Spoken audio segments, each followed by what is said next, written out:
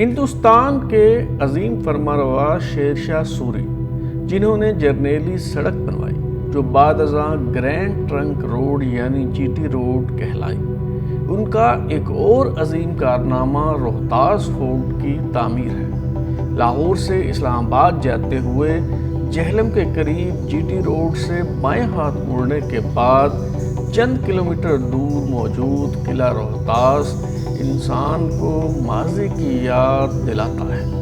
شیر شاہ سوری نے پنجاب پر حاکمیت قائم کرنے کے بعد اس خطے کے سرکش گکھڑ قبیلے کو شاہی فرمان بھیج کر اپنی اطاعت قبول کرنے کا کہا تو انہوں نے جواب میں تیر اور شیر کے بچے تحفے میں بھیجے، جس کا مطلب تھا کہ ہم جنگجو لوگ ہیں اور اس طرح تمہاری اطاعت قبول نہیں کریں گے۔ شیر شاہ سوری نے گکھڑوں کا علاقہ فتح کر لیا تو ان کی شورش سے بچنے کے لیے جہلم سے 11 کلومیٹر کے فاصلے پر قلعہ روہتاس تعمیر کرنے کا فیصلہ کیا۔ تاریخ خان جہانی و مخزن افغانی نامی کتاب کے مصنف لکھتے ہیں کہ شیر شاہ سوری نے ٹوڈرمل کھتری کو بے حساب مال و دولت دے کر قلعے کی تعمیر کے کام کی نگرانی پر مقرر کیا۔ گکھڑوں نے طے کر لیا کہ یہ قلعہ تعمیر نہیں ہونے دینا۔ گکھڑوں نے آپس میں ایک دوسرے کو قسمیں دی اور عہد کیا کہ کوئی آدمی قلعے کی تعمیر کے لیے کام پر نہیں جائے گا۔ ٹوڈرمل نے کوشش کی مگر روڑا پتھر لانے کے لیے ایک بھی مزدور وہاں سے نہ ملا۔ ٹوڈرمل نے ایک عرضداشت کے ذریعے شیر شاہ سوری کو صورتحال سے آگاہ کیا تو اس نے فرمان بھیجا کہ روپیہ پیسہ خرچ کرنے میں کنجوسی سے کام نہ لو۔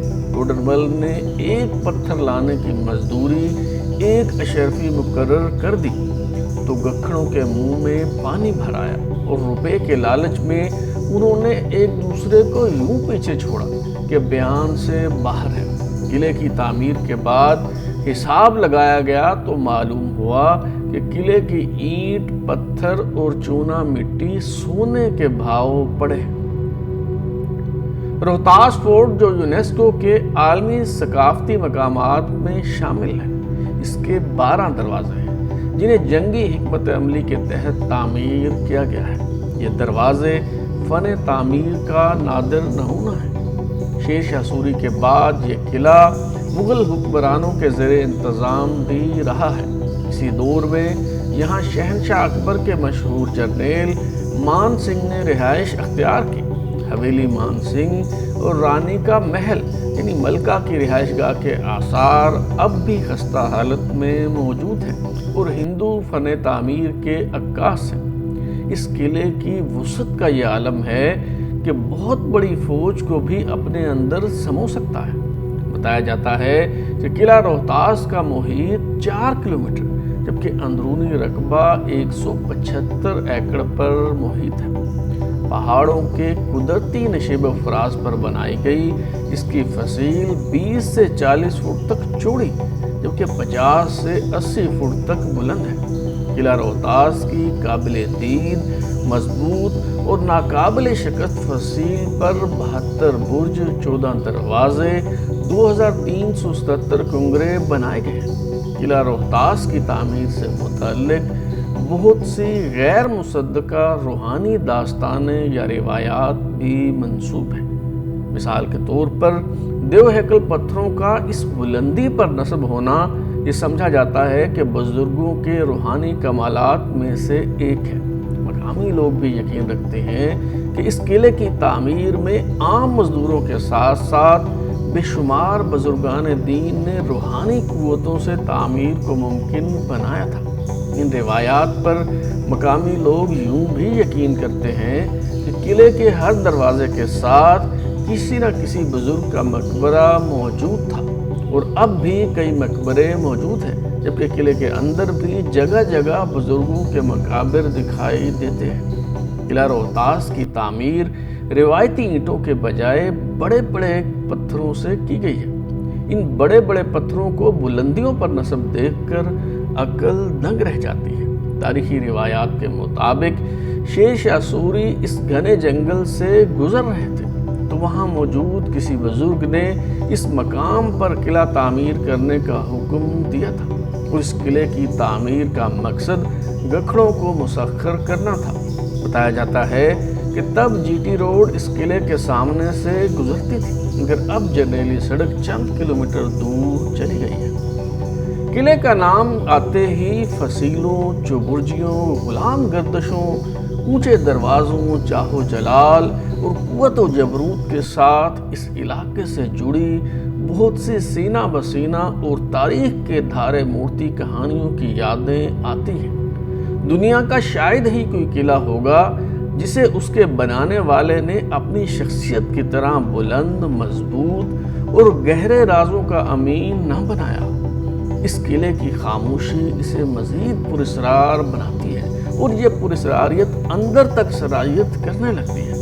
اگر آپ کبھی اس ہیبتناک قلعے کی سیر کرنے آئیں تو قلعے کی فصیل پر چڑھ کر ارد گرد کا پورا علاقہ دیکھنا مت بھولیے گا۔ لیکن تعجب خیز بات یہ ہے کہ اس قدر وسیع و عریض قلعے میں رہائش کے لیے بہت کم عمارتیں تعمیر کی گئی ہیں، کیونکہ یہ قلعہ بنانے والوں کے نزدیک اس کی دفاعی اہمیت ہی سب سے پیش نظر رہی۔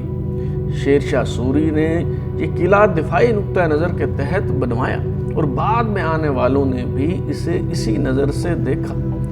قلعے بنائے تو دفاعی نقطہ نظر سے ہی جاتے ہیں، مگر بلند و بالا فصیلوں کے حامل ان قلعوں کی قسمت میں تسخیر ہونا ہی لکھا ہوتا ہے۔ تمام تاریخی قلعوں کی یہی تاریخ ہے کہ انہیں ہر دور میں تاراج کیا گیا اور محاصرہ کرنے کے بعد دشمن بالآخر شہر پناہ میں داخل ہونے میں کامیاب رہا۔ مگر تاریخ کے صفحات پلٹ کر دیکھیں تو معلوم ہوتا ہے کہ ہندوستان کے تمام بڑے قلعوں میں سے روہتاس فورٹ وہ واحد خوش قسمت قلعہ ہے جسے کبھی بھی تسخیر کرنے کی کوشش نہیں کی گئی۔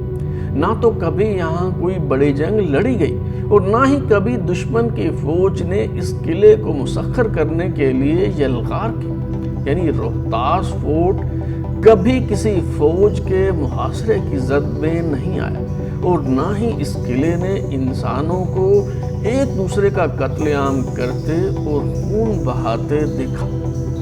قلعے کی حالت مجموعی طور پر خستہ ہے اور دیگر تاریخی مقامات کی طرح یہاں بھی عدم توجہی اور غفلت کا عنصر نمایاں طور پر دکھائی دیتا ہے۔ یوں محسوس ہوتا ہے کہ اس تاریخی ورثے کو نظر انداز کر دیا گیا ہے۔ شیر شاہ سوری کے فرزند اور جانشین سلیم شاہ نے آبادی کو قلعے کے اندر منتقل ہونے کی اجازت دی تھی، مگر اب تو یہاں ایک چھوٹا سا شہر آباد ہے۔ قلعہ روہتاس مکمل طور پر تجاوزات کی زد میں ہے اور قلعے کے اندر جا بجا قبضہ گروپ مستحکم دکھائی دیتا ہے۔ قلعے کے اندر آبادی کے لیے سکول بھی بنایا گیا ہے۔ اگر آپ کو ہمارا شو پسند آیا تو اسے لائک کیجئے، کامنٹ کیجئے، ہماری ویڈیو شیئر کیجئے اور ہمارا channel out line news subscribe کرنے کے بعد بیل آئیکن یعنی گھنٹی ضرور دبائیے تاکہ آپ کو نئی ویڈیوز کے نوٹیفیکیشن ملتے رہیں۔ بہت شکریہ۔